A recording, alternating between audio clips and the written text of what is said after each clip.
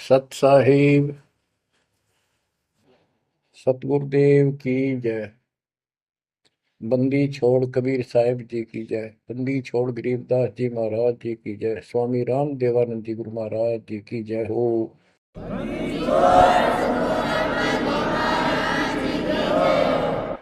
सर्व संतों की जय, सर्व भक्तों की जय, धर्मी पुरुषों की जय। श्री काशी धाम की जय, श्री सुडानी धाम की जय, श्री क्रोथा धाम की जय, श्री बरवाड़ा धाम की जय। सत साहिब सत साहिब। कबीर दंडवतम गोबिंद गुरु बंधु अविजन सोए। पहले बहे प्रणाम तन नमो जोग होए। ग्रीव नमो नमो सत पुरुष को नमस्कार गुरु के नहीं। सुर नर मुनिजन साधुआ संतों सर्वस दे नहीं। सतगुरु साहिब संत सब दंडवतम प्रणाम। आगे पीछे मद हुए तिनको जा कुर्बान। ग्रीव सतगुरु पूर्ण ब्रह्म है। सतगुरु आप अलेख। सतगुरु रमता नाम है। या ममीन न मेख। परमात्मा की प्यारी आत्माओं, परमात्मा के हंस आत्माओं, परमेश्वर कबीर जी की असीम रजा से आज आपके ऊपर ऐसी असीम कृपा हुई है। आज मीन आपके वर्तमान मानव जीवन में आपको इस काल के लोक के नरक का ज्ञान हुआ। इस बात को बार बार क्यों रिपीट करता है दास? क्योंकि आप बच्चे हो। बच्चे स्कूल में क्लास में बैठे हैं, इतने तो सारी सुनते हैं, मानते हैं, पूरा ध्यान देते हैं। उसके बाद वो अपने संसारिक जीवन में भी बहुत समय व्यतीत करते हैं, तो वो रंग भी साथ चढ़ता है। और ये भी अपना स्थान, शिक्षा भी। शिक्षा ये आध्यात्मिक क्लास है, स्पिरिचुअल क्लासेज है, वो भौतिक क्लास है। वो ज्ञान प्राप्ति सिर्फ अक्षर ज्ञान सीखना, उसके अनुसार जीने का जो भी साधन वो उचित समझा जाता है वो बताया जाता है। ईश्वर मोक्ष मार्ग बताया जाता है। जिसके लिए आप जीना चाहते हो, इस मनुष्य शरीर को प्राप्त किया है, इसके प्राप्त होने का क्या उद्देश्य है, ये इस अध्यात्म वाली क्लासों में, शिक्षा में, इस टीचिंग में आपको प्राप्त होता है। जैसे कबीर साहब ने कहा है, मन ने की कर ले दो दिन काम है मान। मन ने की कर ले दो दिन काम है मान। कहाँ से आया कहाँ जाएगा, तन छूटे तब कहाँ समाएगा। कहाँ से आया कहाँ जाएगा, तन छूटे तब कहाँ समाएगा। आखिर तुझको कौन कहेगा, गुरु बिन आत्म ज्ञान। मन ने की कर ले दो दिन काम है मान। मन ने की कर ले दो दिन काम है मान। अध्यात्म क्लासेज में इस स्पिरिचुअल क्लासेस में ये बताया जाता है तो कौन है, कहां से आया था और कित आके फंस गया। अब इसी अस्थाई संसार में, अस्थाई परिवार में कति मस्त होकर बैठ गया, फाइनल समझ लिया इतना ही सब कुछ है। कभी देखा है आपने, अखबारों में पढ़ते हैं, समाचार पत्रों में, एक परिवार में 4 सदस्य थे, पांचवा बुढ़ा जीव था, यानी उसका बेटा, पुत्र वधू, पोता और पोती। पत्नी मर चुकी थी। एक्सीडेंट में वो चारों मर गए इकट्ठे ही। इस गंदे लोक में हे परमात्मा, जिसका ना लग दी या चोट, इतना मैंने सोचा कुछ नहीं हुआ। जैसा दर्द आपने हो ऐसा जान बिराने, इस गंदे लोक में रहोगे, क्या इतना ही सब कुछ है? परमात्मा केवल इतना बताना आए थे, जो ये 4 शब्दों में दास ने आपको बता दी। इनको पूर्ण रूप से डिफाइन करने के लिए इतने मोटे ग्रंथ बनाने पड़े। कहाँ से आया कहाँ जाएगा, तन छूटे तब कहाँ समाएगा। आज तो ये भी नहीं पता तो आया था कितना। किसी की 20 साल उम्र है, 21 साल पहले कहाँ था? क्या यही था तेरा सब कुछ? क्या यही परिवार था? पता नहीं कित कुत्ते बनकर वहां परिवार बना हुआ था, उसमें ऐसे पुल रहा था, धक्के खा रहा था। 10 साल पाछे ये छूट जाए, 20-30 साल 10 पीछे, फिर कुत्ते बनकर धक्के खाओगे। आखिर तुझको कौन कहेगा, गुरु बिन आत्मज्ञान। ये ज्ञान तुझे सतगुरु बिना कौन बताओगा भले आदमी। संसार के लोग तो जीवन निर्वाह का, तो बच्चों संसारिक जो आपके साथी हैं, माता पिता हैं, और कोई रिश्तेदार हैं, और कोई दोस्त हैं, वो निर्वाह की जानकारी बता सकते हैं कि भाई ये पढ़ाई कर ले, ये ट्रेनिंग कर ले, ये कोर्स कर ले, या इस तरह का ये बिजनेस कर ले, इसमें घना धना होगा। और संत बताते हैं ये भक्ति कर ले, इस तरह भक्ति का धनी तो होगा ही होगा, और भौतिक धन भी साथ मिलेगा। जैसे किसान गेहूं बीजता है, उसका गेहूं बीजने का मुख्य उद्देश्य है कि मैं और मेरा परिवार आहार प्राप्त करे, भूखे ना मरे। तो गेहूं का उद्देश्य उसका भूस बनाना नहीं होता। बहुत से किसान हैं जो पशु नहीं रखते, क्योंकि ट्रैक्टर मशीनरी चल पड़ी, तो वो भी गेहूं बोते हैं, उनका भूस होता है। तो कहने का भाव ये है कि जो ये सच्ची भक्ति है, सच्चा ज्ञान है, इसकी साधना करने से, ये साधना करने से आपको भौतिक धन तो आपका होगा, पहले यो होगा, उसके बाद मोक्ष मिलेगा।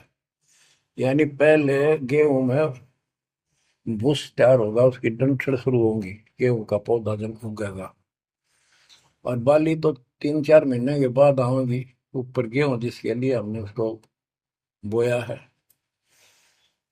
तो वो तो न चाहते हुए पहले होगा। तो इसलिए ये जो साधना आपको दी गई है बच्चों, इस टाइप की है। लेकिन आप विश्वास नहीं करते, वो अलग बात है। लेकिन इस ज्ञान के सुनने से, और जो आपके को दाता सुख देगा धीरे धीरे, क्योंकि तो उससे आपको विश्वास हो जाएगा।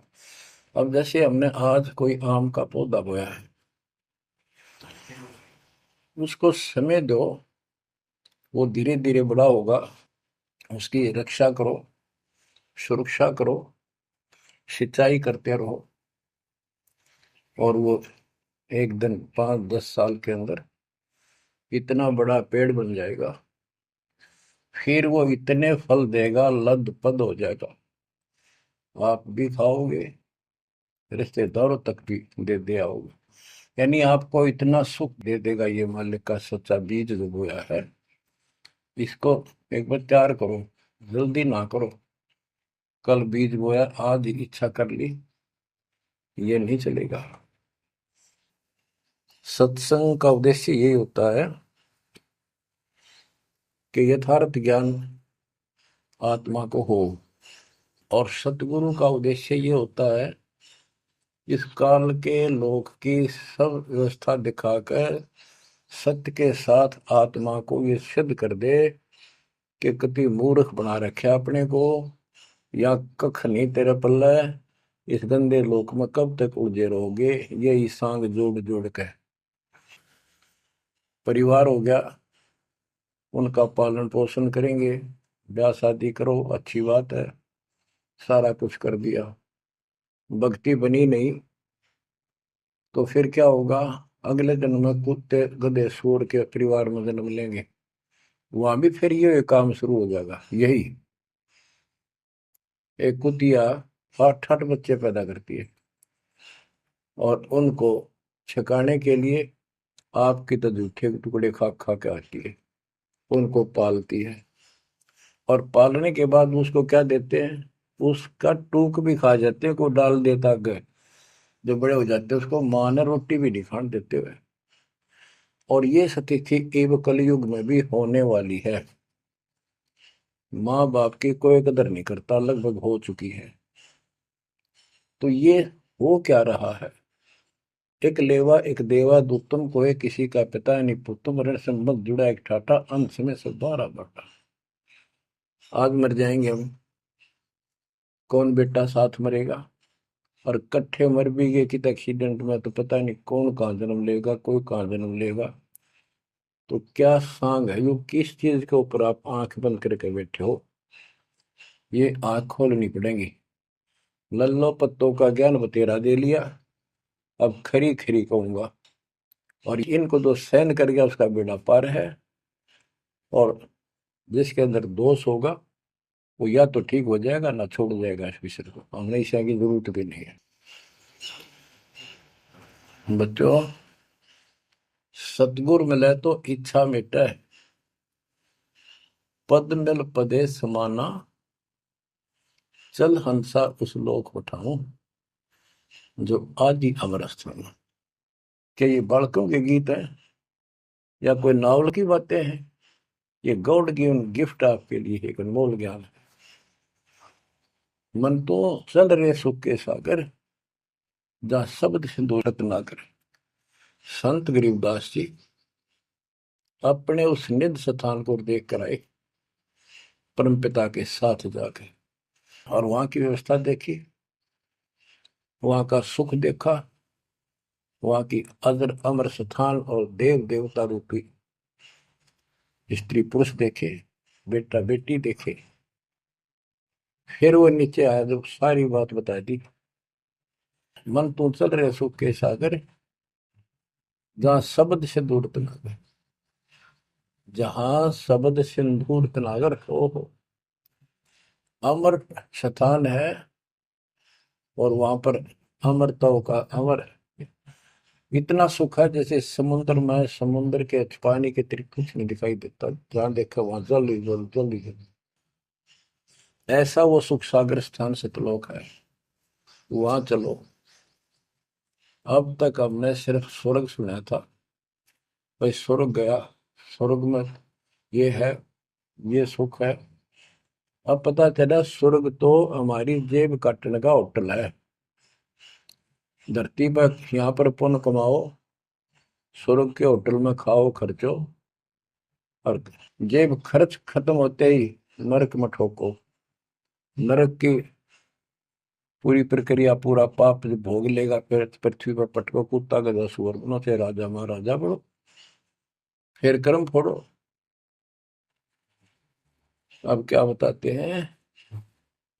मन तू चल रे सुख के सागर, जा शब्द सिंधु रत्नागर।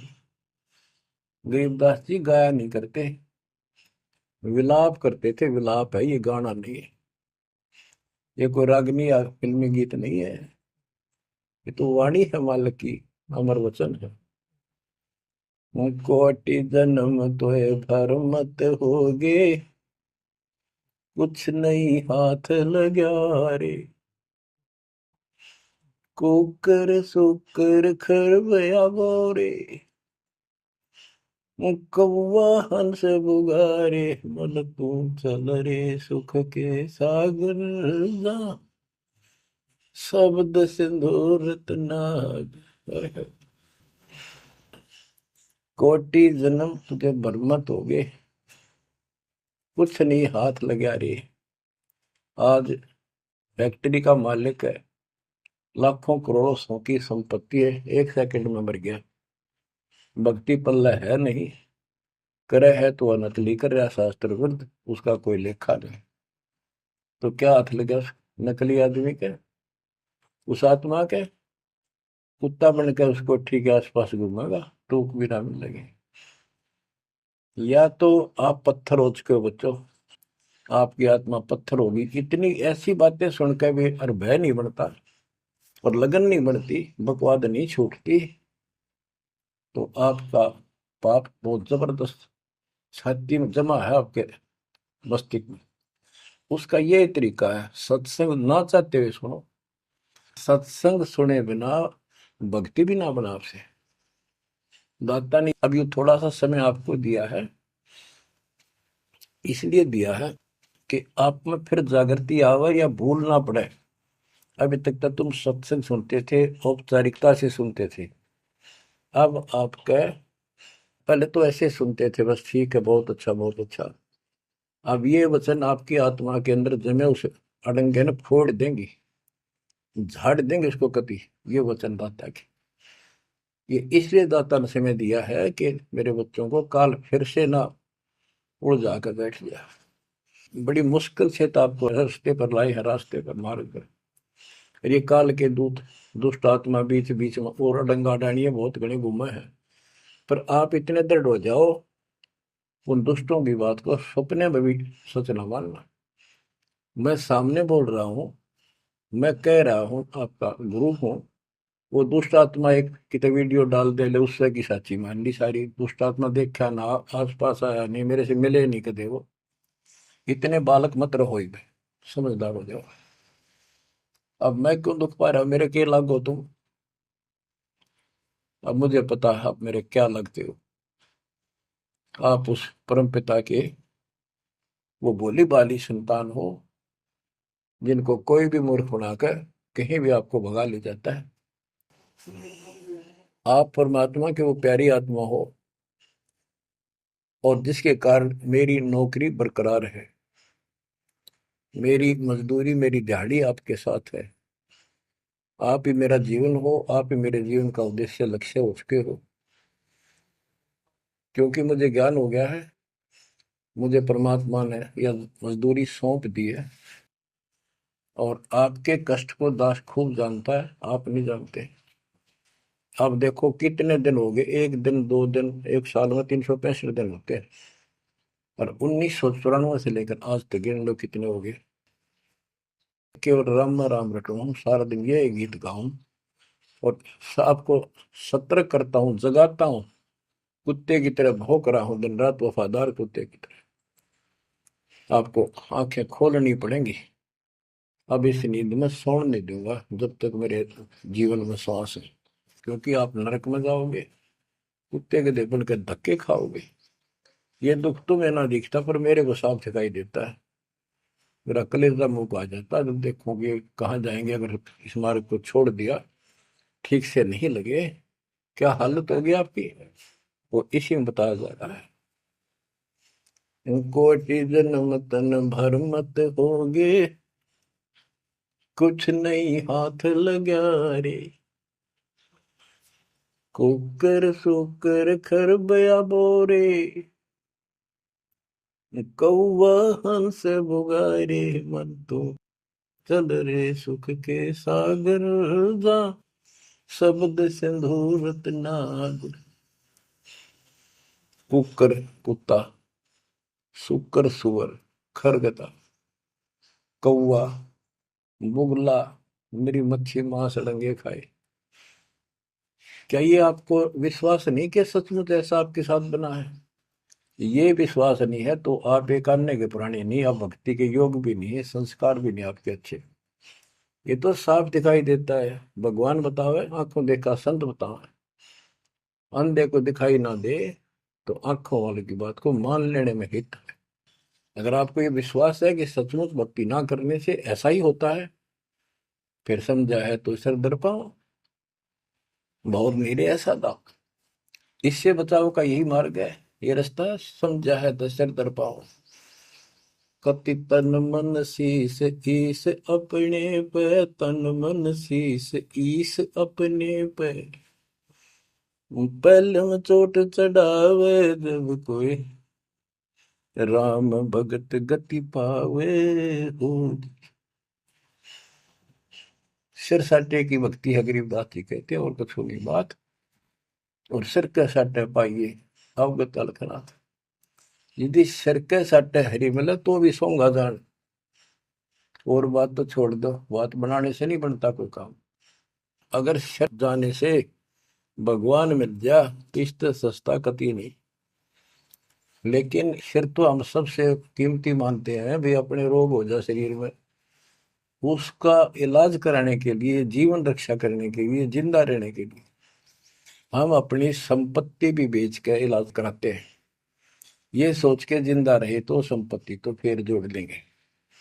यानी वो शरीर कितना कीमती है, जीने की कितनी हमारी इच्छा है। और ये बता कि इस शरीर के बदले, जान के बदले भी मालिक मिल जाए तो सस्ता जानो। कहते हैं कोट जन्म तन दे लिए, कोट शीश तन दे लिए, यम राजा की फेंट, काल जबरदस्ती कर देगा काम, 1 मिनट में मार देगा, बता बचाएं जाओ कहां तक खैर बनाओगे। लेकिन इसमें सिर देना नहीं, सिर सौंपा गुरुदेव को, सफल हुआ यो शीश, नित्यानंद इस शीश पर आप बसे जगदीश। समर्पित हो गए, देखो समर्पित हो जाओ, मालिक का काम पहले, संसारिक बाद में।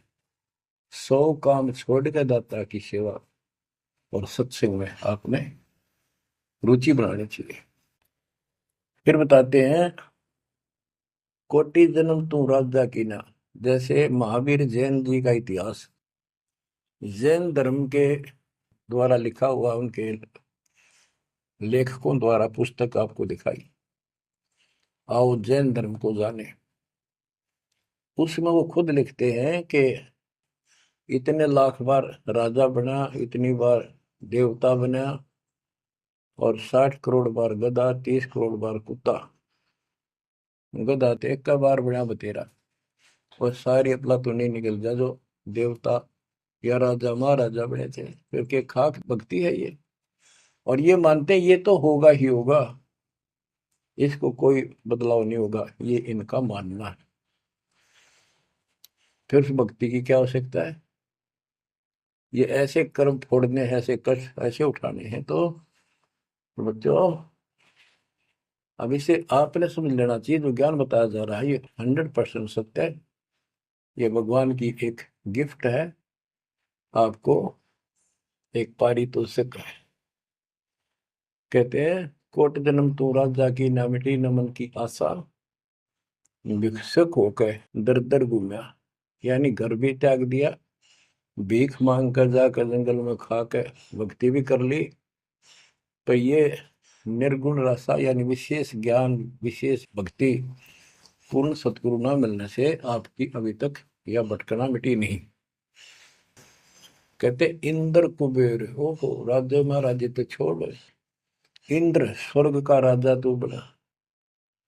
एक बार मार्कंडे ऋषि एक चींटी किड़नाल को देख रहा था। चींटियां जब चलती है उसका एक लंबी कतार बन जाती है, उसमें कुछ आ रही है कुछ जा रही है।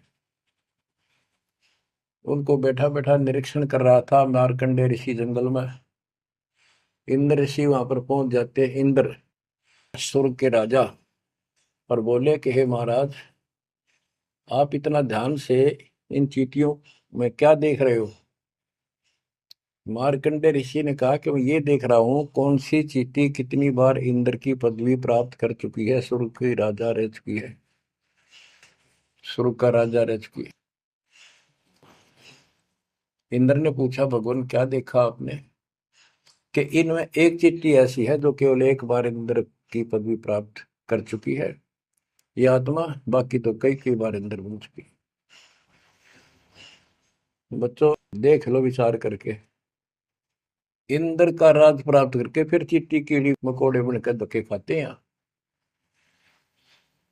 इंद्र, कुबेर, धन का देवता, इस तीन लोक का, यानी वित्त मंत्री, इंद्र कुबेर ईश की पदवी, ब्रह्मा विष्णु महेश की पद तक भी तुमने प्राप्त किए। ब्रह्मा वरुण धर्मराय, वरुण जल का देवता, धर्मराय न्यायाधीश, ये सारे मरते जन्मते हैं और इनको भी फिर बार बार कभी किसी नई आत्मा को ये पद मिल जाते हैं जिनके पुण्य ज्यादा होते हैं, तप ज्यादा होता। अब कहते असंग जन्म तन मृत्या हो गए, जीवित क्यों नाम रह रे।